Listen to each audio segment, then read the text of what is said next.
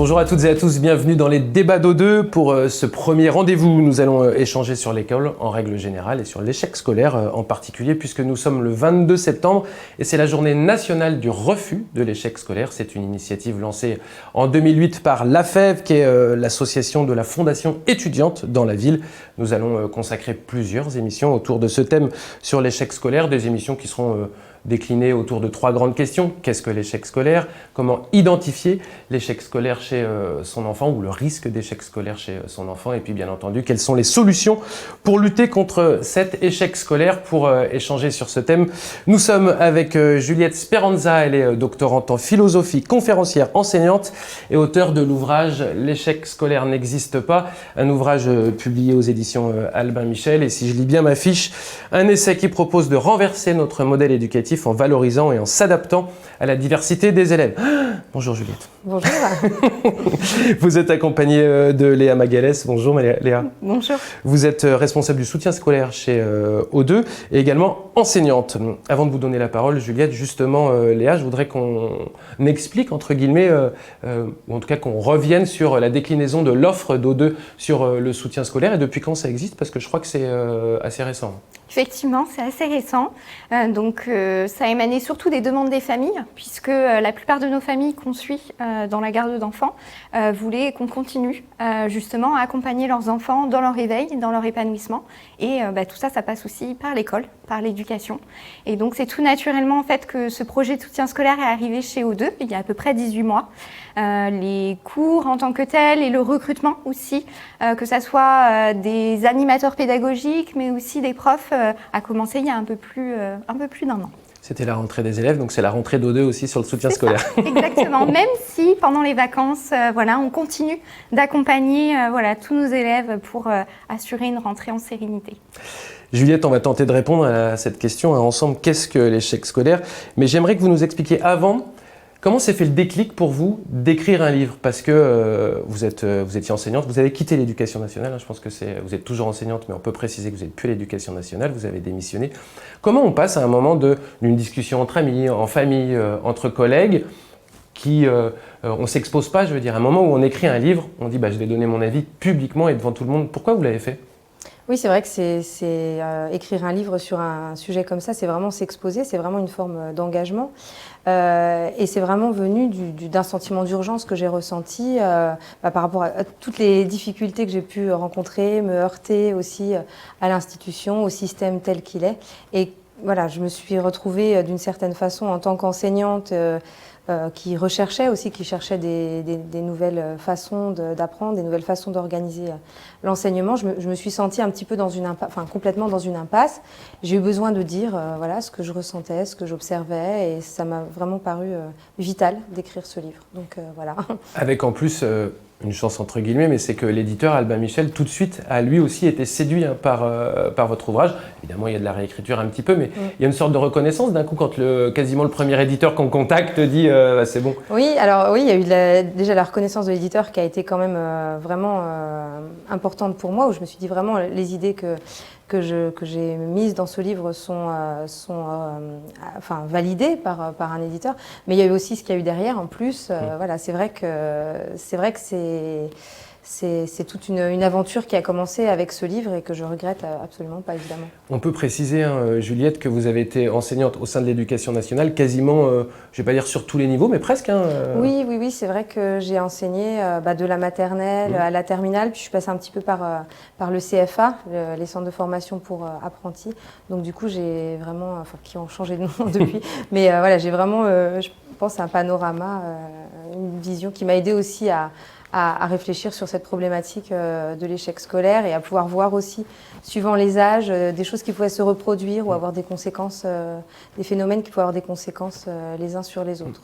Et c'est ce qui crédibilise aussi un peu le propos, parce qu'on pourrait très bien imaginer, se dire, tiens, quelqu'un qui pense mais qui n'a jamais fait, entre guillemets, vous avez quand même été avec des élèves, avec des enfants, confrontés aussi à l'éducation nationale. On aura l'occasion d'ailleurs d'en reparler dans ces différentes émissions.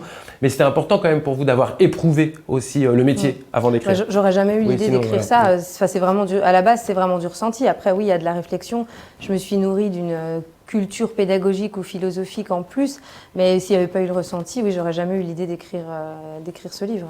Qu'est-ce qui se cache, Juliette, derrière les mots génériques d'échec scolaire? Déjà, on peut reprendre l'étymologie quand même, parce que le mot échec, quand même, il vient de l'idée, enfin, d'une expression de l'arabo-persan, donc qui veut dire la mort du roi, donc échec et mat. Donc ensuite, on a gardé le mot échec, et c'est vraiment, ça a vraiment une connotation très fataliste en fait. Voilà, c'est la mort, c'est la fin. Donc c'est vrai que cette notion d'échec scolaire, pour moi, elle n'est absolument pas adaptée à ce qu'on attend de l'école aujourd'hui. On ne peut pas dire d'un enfant de 2, 7, 15 ans qu'il est en échec, qu'il y a quelque chose qui est terminé, parce que bon, il est C'est-à-dire qu'on ne dit même pas de difficulté scolaire, là, on est dans l'échec scolaire. Cette difficulté, il peut y avoir des difficultés, mais l'échec, c'est compliqué, quoi.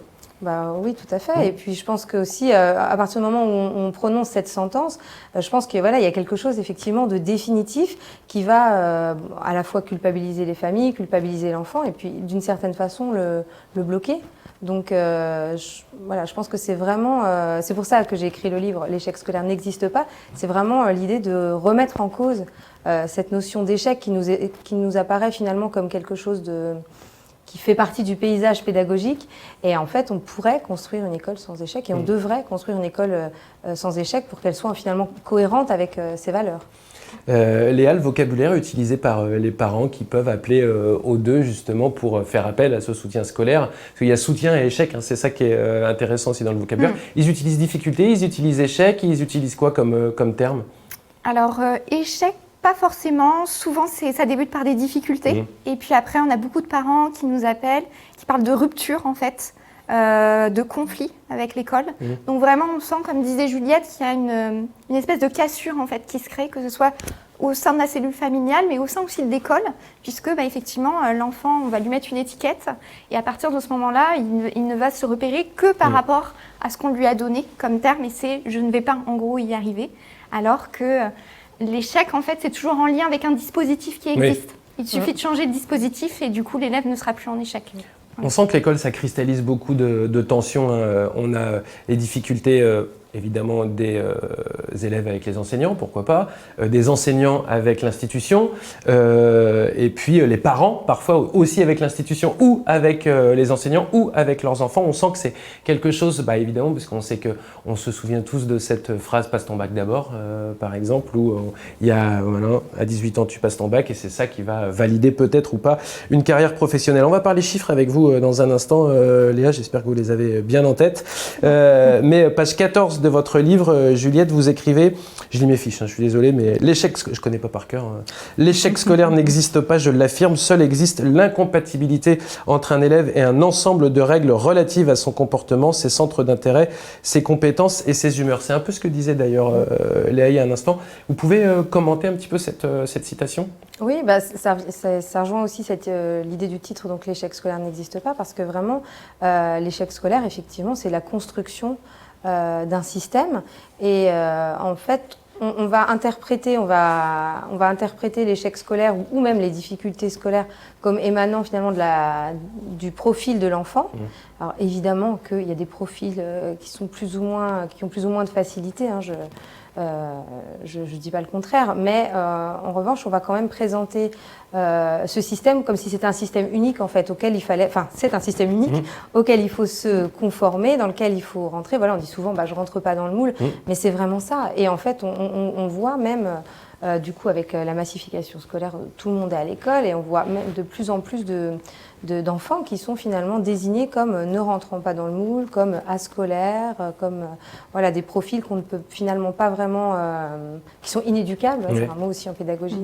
Et c'est assez inquiétant, parce que vraiment, tout parent pense le système scolaire comme un système qui doit accueillir son enfant, l'accompagner dans son développement, lui apprendre à vivre avec autrui. Ça culpabilise un peu d'ailleurs les parents. Bien sûr, ça culpabilise beaucoup les parents, alors qu'en réalité, le facteur parent n'est finalement qu'un facteur parmi d'autres, un tout petit facteur parmi beaucoup d'autres, et que comme je viens de le dire, le système scolaire devrait être en capacité, et a une marge de manœuvre pour être en capacité d'accueillir et d'accompagner le plus possible les enfants. Vous avez dit système unique, mais c'est vrai qu'on habite Lille ou Marseille. que l'on soit en CE2 à Lille ou à Marseille, les programmes sont identiques et on va dire qu'à peu de choses près, les enseignants enseignent de la même manière et ils ont encore une liberté pédagogique selon vous ou pas? Alors, c'est vraiment hétérogène parce que moi, je rencontre parfois des enseignants qui peuvent mener des expériences très intéressantes dans des classes de manière, on va dire, isolée. Si on prend le système dans sa globalité, c'est un système qui reste encore assez rigide, assez uniforme et où il y a vraiment peu de souplesse et où les enseignants sont rarement, je pense, accompagnés et soutenus dans leurs initiatives. Je pense que c'est très frustrant parce que du coup, on a des jeunes enseignants qui rentrent. J'ai aussi formé des jeunes enseignants, enfin des gens qui s'apprêtaient à passer le concours. J'ai eu aussi des retours, du coup, une fois qu'ils avaient passé le concours, qu'ils étaient stagiaires, etc. Et c'est vrai que c'est assez triste parce qu'en fait, on voit des jeunes enseignants qui arrivent très motivés, qui ont envie de faire plein de choses, qui ont de l'énergie et qui souvent sont un petit peu cassés par ce système, Oui. Il y a un moment dans le livre, justement, vous êtes en maternelle, je crois, c'est l'inspecteur, non, c'est pas l'inspecteur qui vient, si, vous êtes pendant la sieste avec les... Oui, c'est des tutrices, des maîtres voilà. formateurs. Et en fait, alors vous parlez vous n'avez pas eu le temps de stresser de trop parce qu'ils vous ont prévenu la veille, donc déjà c'est vrai, mais il y a un moment où vous vous retrouvez face à des gens qui comprennent pas trop la manière dont vous travaillez, alors qu'en fait, vous pour le coup, là, vous aviez respecté ce qui était marqué dans le planning qu'on vous avait imposé, et on vous dit, mais pourquoi ils sont encore à la sieste? Nous, on veut pouvoir travailler avec vous sur les apprentissages et tout, et vous vous retrouvez un peu désœuvré, quoi. Oui, alors bon, il y a plusieurs problématiques différentes dans cet épisode, mais c'est vrai que la manière dont on forme les jeunes enseignants et la manière dont ils peuvent être effectivement traités en début de carrière est assez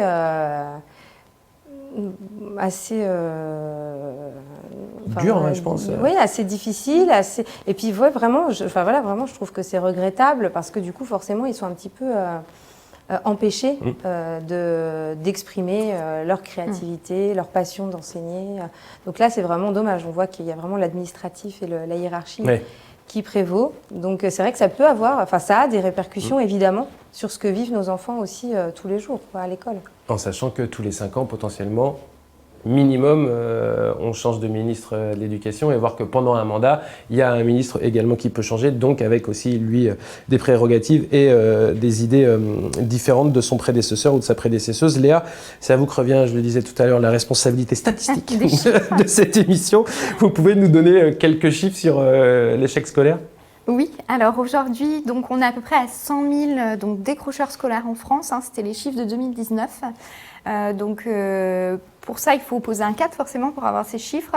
Aujourd'hui, on se place par rapport à la scolarité qui est obligatoire, donc jusqu'à 16 ans. C'est en ça qu'on dit qu'il y a 100 000 jeunes qui sortent du système en France sans diplôme. Après, effectivement, tout ça, c'est à relativiser, puisque ces 100 000 jeunes, pour autant, ils vont pouvoir aussi expérimenter la vie professionnelle, ils vont pouvoir faire des découvertes, ils vont pouvoir se réorienter, reprendre une formation plus tard. Et donc, ça, c'est important aussi de le dire, parce que souvent, l'échec scolaire, ou en tout cas quand les enfants sont en difficulté, la famille se retrouve complètement désœuvrée. Et on se dit, mince, s'il n'y arrive pas maintenant, c'est tout son avenir derrière qui va en pâtir et professionnellement, il ne va pas réussir à avoir une belle situation, etc. Et ça met un poids énorme en fait sur les épaules des parents et les épaules des jeunes, parce qu'ils savent très bien aussi ce à quoi leurs parents pensent. Donc effectivement, on se rend compte que derrière cette notion de décrochage, souvent en fait, ça commence par des choses très simples, et si on les décèle pas très rapidement, ça peut prendre plus d'ampleur, parce que malheureusement aujourd'hui un enseignant a 30 élèves à peu près par classe, et il n'a ni le temps ni les moyens pour accompagner chaque élève de façon personnalisée et pour lui permettre justement d'avoir un parcours adapté, comme le disait Juliette. Vous l'avez dit, ça peut générer de l'inquiétude pour l'enfant, générer de l'inquiétude pour les parents. Est-ce que ça génère aussi, Juliette, vous qui avez été enseignante, un peu d'inquiétude ou de trop de responsabilité pour les enseignants ? Bien sûr, les enseignants sont quand même là à la base pour accompagner les enfants dans leur réussite. Et puis, les enseignants se retrouvent aussi parfois désemparés par rapport, donc c'est un des sujets phares du livre, on va dire, par rapport à la diversité des élèves. Et bon, alors déjà, on sait qu'ils ne sont pas très bien formés pour la prendre en considération.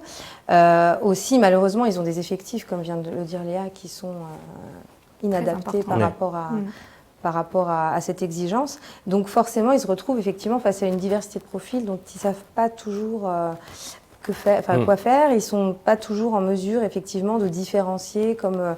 Voilà, c'est écrit dans les textes de l'institution, mais encore faut-il pouvoir le mettre en pratique avec tous ces élèves. Donc effectivement, il y a beaucoup d'enseignants aussi qui ont un sentiment d'échec par rapport à ces attentes de l'institution qui sont en réalité difficilement réalisables. Surtout que c'est une vocation souvent quand même bien d'être sûr. enseignant. Et quand on se retrouve effectivement soit dans l'échec, soit dans la difficulté, on peut se dire je le fais mal ou qu'est-ce qu'il faudrait que, et puis je peux pas, et on pense évidemment aux enfants, travail de l'humain entre guillemets, donc c'est compliqué. On était tout à l'heure, Juliette, à la page 14 de votre livre. On va reculer d'une petite page donc pour aller à la 13. Moi, en maths, pour l'instant, tout va bien. N'oublions pas que la normalité n'existe pas et qu'aucun enfant n'est programmé pour échouer. Vous l'avez déjà un petit peu dit sur la diversité des profils, mais qu'est-ce que vous entendez par là qu'aucun enfant n'est programmé pour échouer ? J'ai beaucoup insisté là-dessus, oui, sur la normalité et le fait d'être programmé pour échouer, parce que il y a vraiment, l'école est vraiment envahie par ce culte de la normalité. On est vraiment à la recherche permanente dans la façon dont sont construits. Encore une fois, les programmes, l'organisation scolaire, les méthodes, on est vraiment dans on se tourne vraiment de manière quasi exclusive vers le modèle de l'élève normal. Et d'ailleurs, il y a de plus en plus de dispositifs. On parle beaucoup de l'école inclusive, mais finalement, on a de plus en plus de dispositifs visant à mettre un petit peu à part les profils différents plutôt qu'essayer de construire une école où tous les enfants peuvent apprendre ensemble. Donc déjà, je crois que vraiment, il faut qu'on réfléchisse. Les classes voilà, ça se passe pas dans tous les pays comme ça. On peut le faire évidemment avec des enseignants formés, avec des équipes renforcées, avec des effectifs différents, mais on peut le penser autrement. Donc voilà, il y a cette idée de normalité où là, l'école est dans un processus où elle exclut de plus en plus, où on fait de plus en plus le tri des comportements anormaux. Ça, vraiment, on le constate dès la petite section. Alors, il y a toujours eu un petit peu d'alarmisme qui peut parfois être bienveillant aussi, parce qu'évidemment, des fois, il faut détecter certaines difficultés assez jeunes, mais parfois aussi, c'est des attitudes qui finalement sont les attitudes d'un enfant qui vont inquiéter le milieu scolaire. Et donc, aucun enfant n'est programmé pour échouer. Ça, c'est quelque chose c'est une leçon que j'ai tirée de mes années d'expérience, qui m'ont vraiment...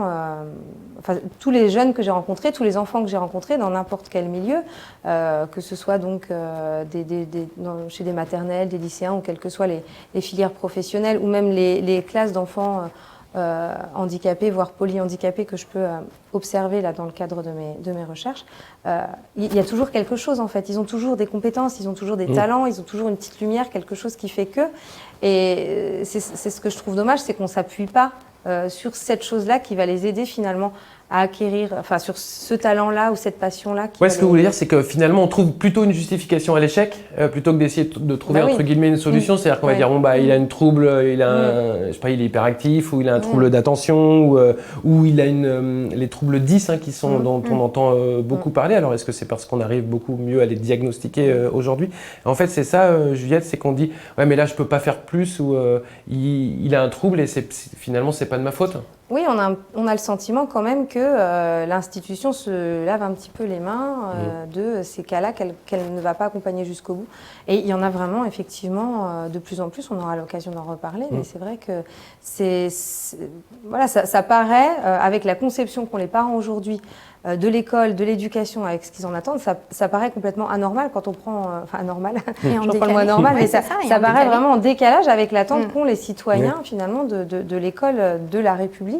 Il y a un côté, est-ce qu'il peut y avoir un côté physiologique, je veux dire, à l'échec ou à la démotivation ou au manque de réussite Alors oui, alors là du coup on peut reprendre l'idée du contexte en fait. On va, comme le modèle social du handicap explique que on va être handicapé finalement suivant la situation dans laquelle on va être.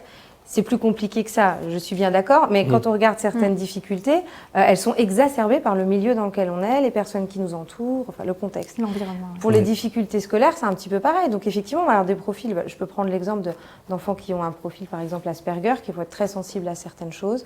Enfin, on dit maintenant c'est autiste, les troubles du spectre de l'autisme, plus connus sous le nom d'Asperger, qui vont être très sensibles par exemple à la lumière ou à certains bruits. Ça va être leur seule spécificité finalement, et ça peut gâcher finalement une scolarité si c'est pas pris en compte. Donc c'est vrai que parfois ça peut être physiologique. Il y a aussi, on va dire pour la globalité des enfants, il y a aussi tout ce qui est aussi l'hygiène de vie, le sommeil, le respect du rythme de l'enfant. C'est vrai qu'on est obligé finalement d'une certaine façon, vu encore une fois là on s'extrait de l'école pour parler de la société dans sa globalité, mais la société est organisée de telle façon que nos enfants sont obligés de suivre notre rythme et on ne peut pas être tout le temps à l'écoute de leur rythme vu comme on a construit l'école, le monde du travail, la vie des parents, des familles. Donc du coup forcément certains enfants le supportent moins bien que d'autres aussi. Et on aura l'occasion d'ailleurs de reparler de personnalités qui ont eu des troubles, qui ont eu des parcours scolaires, on va dire, difficiles. Vous parliez des autistes Asperger. Aujourd'hui, on a Elon Musk, par exemple, qui a dit qu'il était Asperger. Bon, il envoie des fusées maintenant sur la Lune, comme quoi on peut y arriver avec les Tesla, et que si on arrive à sortir un petit peu de ce moule dont vous parliez en début d'émission, on peut aussi avoir une vie tout à fait satisfaisante en dehors du cadre traditionnel. Léa, vous avez des exemples, vous, de ce que vous pouvez vivre chez O2 en soutien scolaire je sais pas, des problèmes de gestion, d'émotion Oui, effectivement. Alors, comme disait Juliette, nous, on revient beaucoup dès le démarrage des séances sur l'hygiène de vie, parce que finalement, souvent, je donne l'image, mais c'est un peu comme une voiture. En fait, si on met pas du diesel ou de l'essence, on peut pas avancer. Mais le cerveau, en fait, c'est la même chose. C'est-à-dire que pour apprendre, il y a des conditions fondamentales, en fait. Donc, on les connaît. Les enfants les connaissent, les parents aussi, mais c'est plus dur à mettre en pratique. Donc, ça passe par le sommeil, par une alimentation saine, équilibrée, par du sport tous les jours, et puis par la gestion des écrans. Alors on en reparlera un petit peu plus tard, grande question. Et également aussi la gestion des émotions, comme vous le disiez tout à l'heure. Je vois beaucoup, moi, d'élèves qui apprennent, qui sont consciencieux, sérieux dans leur travail, et puis qui arrivent devant leur copie. Et souvent, ils me parlent du trou noir, en fait. Ils ne se rappellent plus de rien. Donc c'est une angoisse, c'est un stress, en fait. Voilà, c'est ça, c'est un stress, tout simplement. C'est le stress si je rate, je vais avoir une mauvaise note. Qu'est-ce que vont dire mes parents ? Qu'est-ce que vont penser mes copains ? Qu'est-ce que va dire l'enseignant ? Et en fait, l'élève se met une telle pression aujourd'hui par rapport à cette note que souvent, il s'attribue, en fait. C'est-à-dire, j'ai eu un 5, je vaux un 5. Qu'est-ce que ça veut dire valoir un 5, en fait ? Et donc leur permettre aussi de prendre du recul par rapport à tout ça et trouver des techniques de relaxation, de respiration pour gérer cette partie stress qui va leur servir aussi notamment par rapport à la partie examen. Et puis on a eu beaucoup, alors là pendant cette période Covid, beaucoup d'élèves qui ont été finalement coupés aussi du système scolaire.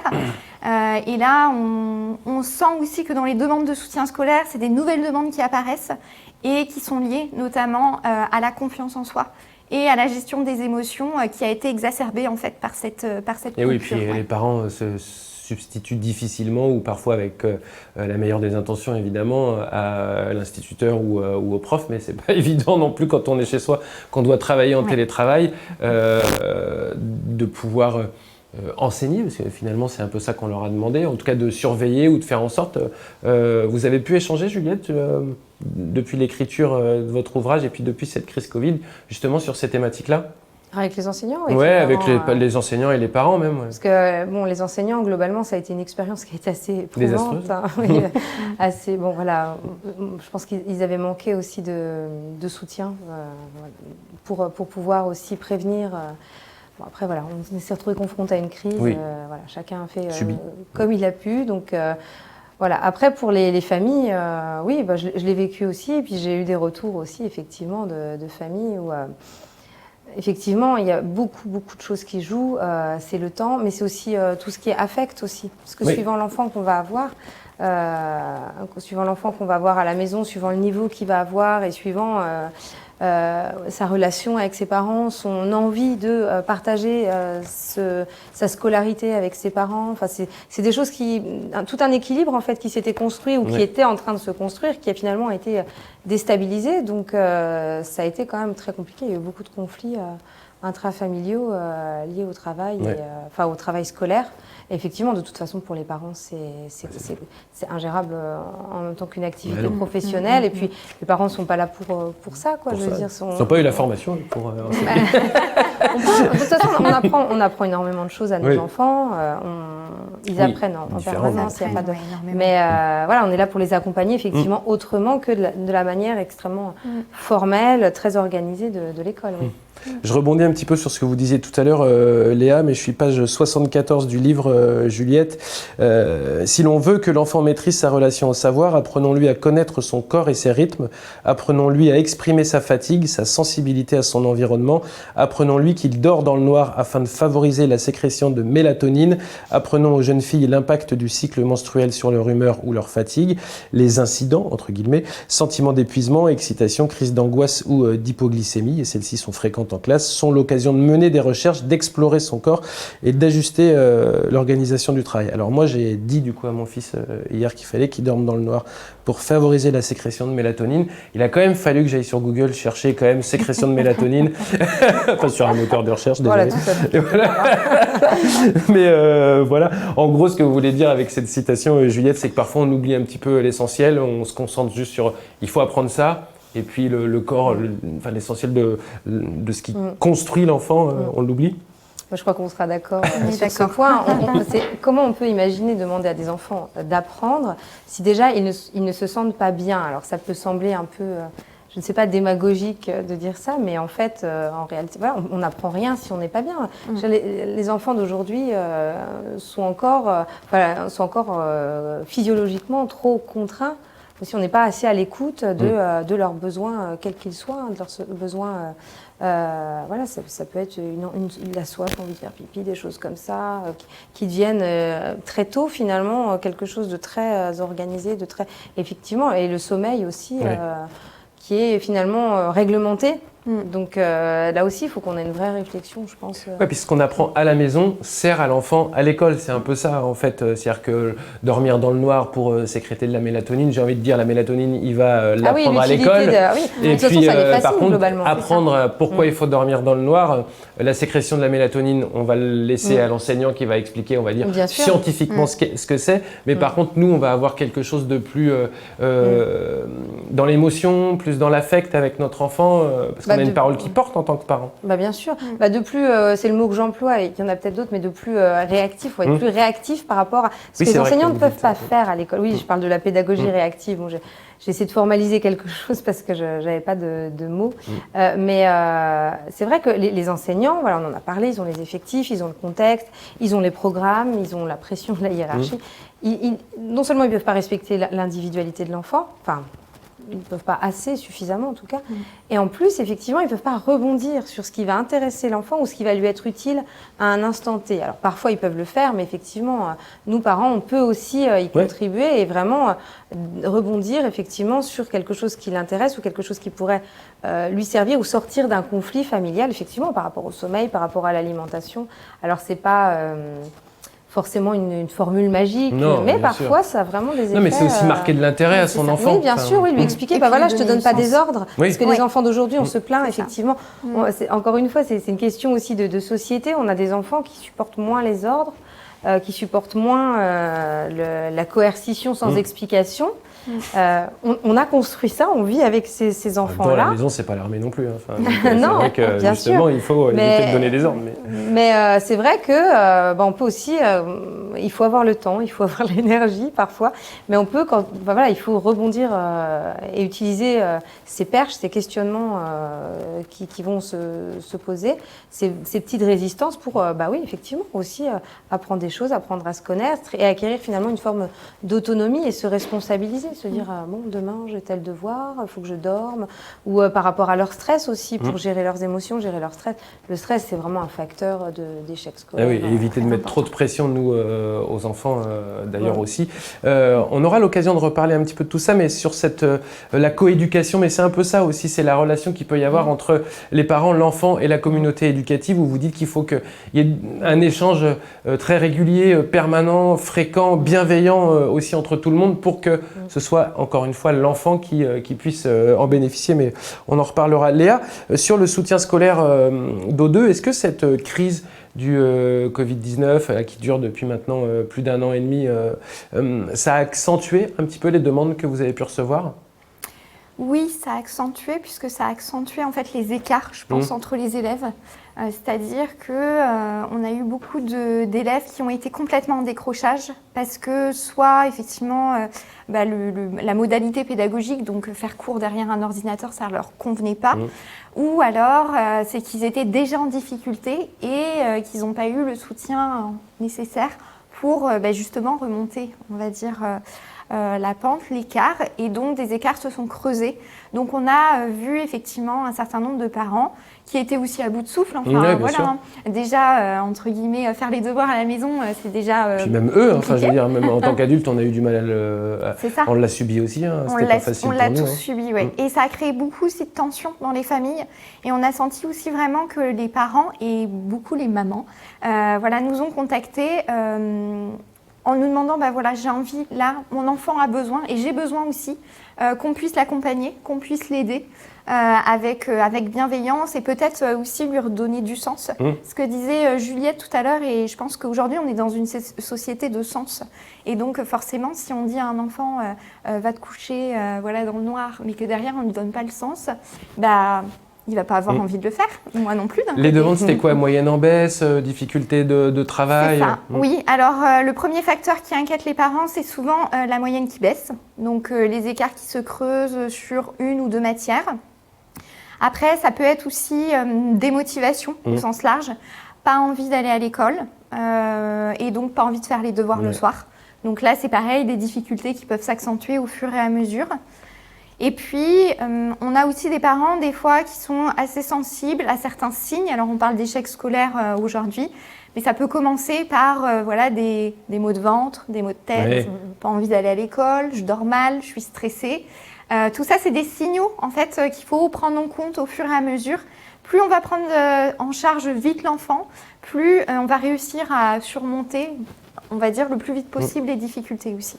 Ça tombe très bien que vous disiez ça, Léa, parce qu'on arrive au terme de cette première émission sur cet échec scolaire. Et justement, avant qu'on se quitte, alors je vais prendre Juliette d'abord et puis vous, Léa, mais est-ce qu'on a quelques petits conseils à donner aux familles sur ce sujet de l'échec scolaire?